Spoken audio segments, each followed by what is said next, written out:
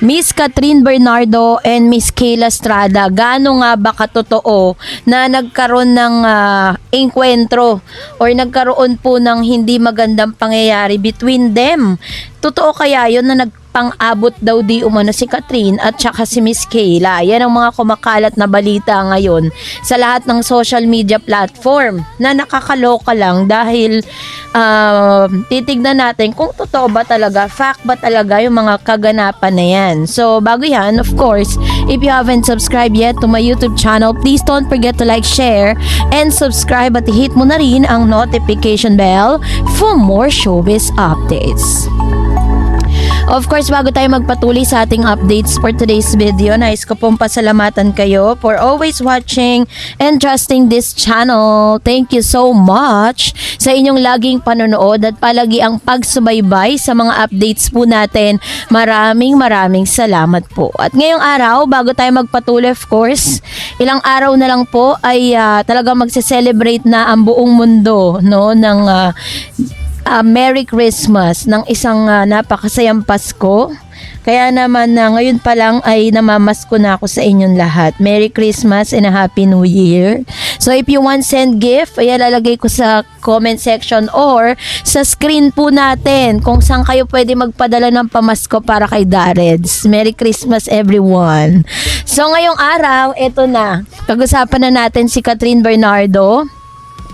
Dahil meron po kasi mga kumakalat na news ngayon kasi matapos po namamataan si Catherine, si Kayla at saka si Daniel Padilla doon po sa wedding nitong si Sanjo Marudo. Kasi nga 'di ba parang secretly sinasabi ng mga netizen na nagpakasal na di umano si Miss tungpong si Sanjo Marudo at saka po si Miss itong kapatid po ni si Sanjo Marudo and Ria Ataide happens to be the friend and close friend of Daniel Padilla and Catherine Bernardo. Kaya naman imposible na mawala sila doon po sa pinakamagandang moment ng buhay ni Sanjo. Invited talaga sila at ang pagkakaunawa ko at pagkakarinig ko ay kasama po sila sa entourage.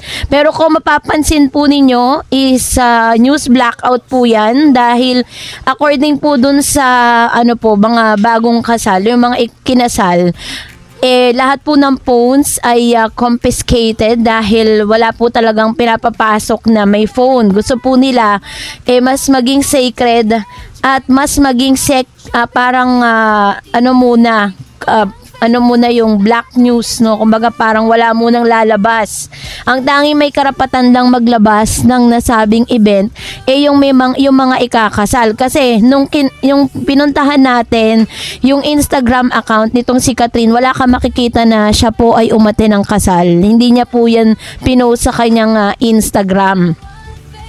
Ganon din naman itong si Mr. Daniel Padilla dahil request nga yun ng mga newlywed na wag muna, wala pa silang rights para po mag-post ng ilang mga pictures and videos, kaya wala rin po silang pinopost. Yung mga videos na napapanood po ninyo ngayon, yun po ay panakaw lang na nakuha ng ilang mga umaten sa party or yung mga nakiusyoso. At ang tangi po nilang tinitignan doon, ang tangi po nilang talagang masasabi natin na yung inaabangan doon si Catherine, si Daniel at si Kayla Estrada. Yun po talaga yung inaabangan nila doon.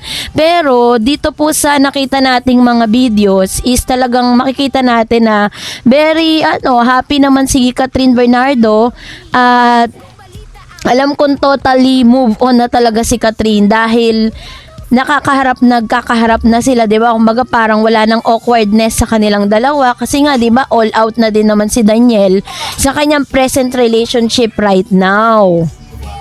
Yun. So dahil po doon ay talagang sila, imbis na po ang mag-trending is yung bagong kasal, ang nagte-trending ngayon ay yung mga ganap kay Catherine, kay Daniel at saka kay Kayla Estrada. Yun po talaga yung inaabangan ng mga netizen. Pero meron pong isang thumbnail na nagte-trending ngayon sa Facebook kasi sinasabi po dito sa balitang ito na nasa screen ngayon na nagpang-abot daw di umano itong si Catherine si Kayla Estrada at nagkaroon daw ng sabunutan. My God, no?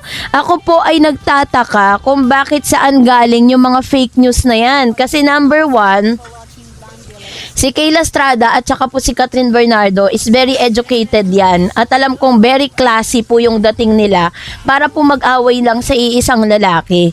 At the same time, si Catherine Bernardo po, kung yung mga masasakit na salita po na ipinupukol kay Catherine sa social media, kung ano-ano at kung ano-anong mga panalait na ginagawa sa kanya, hindi niya sinasagot. Ni isang salita wala siyang nilalabas sa publiko.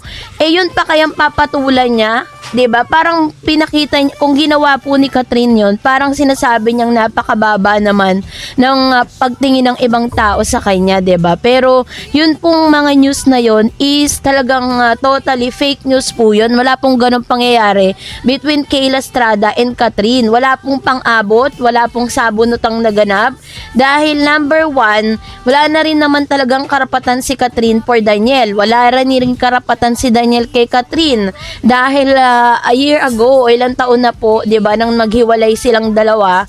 At ngayon ay may relationship na, on relationship na si Daniel. Hindi niya na po pwedeng i-deny yan dahil all out na po yung kanyang paglabas sa publiko at madalas po silang mamataang magkasama at very sweet sa isa't isa. Kaya nagtataka ako kung sino ang nagpapakalat ng mga fake news na ganun nga, meron nga daw sabunutan na naganap, meron nga daw sakitan na naganap between Catherine at Kayla Estrada.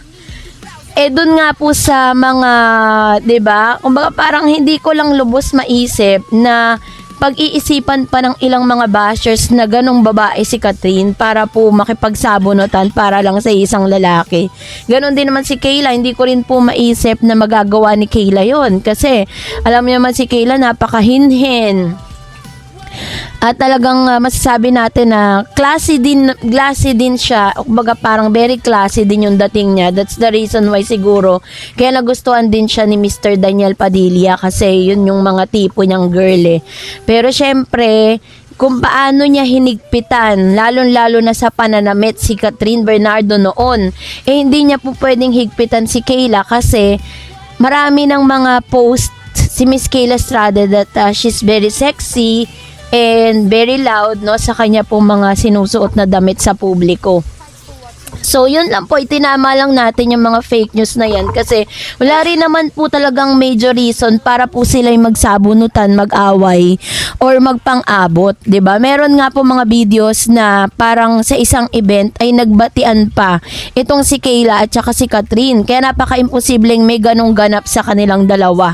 No, nakakaloka lang kung bakit may mga ganyang news na naglalabasan ngayon sa social media na tila baga parang totoo talaga yung balita na meron pong mga demolition job, no, para kay Catherine Bernardo at Kayla Estrada. So this time is busy ngayon si Catherine Bernardo para sa kanyang upcoming series. Kasama po si Mr. James Reid this coming 2026 at ilalabas na po siya soon. Kaya abang-abang lang tayo. So that's it for today. For more videos and updates, please don't forget to like and subscribe, and please don't forget to follow my Facebook page, Dar Eds TV and Darage channel. God bless everyone.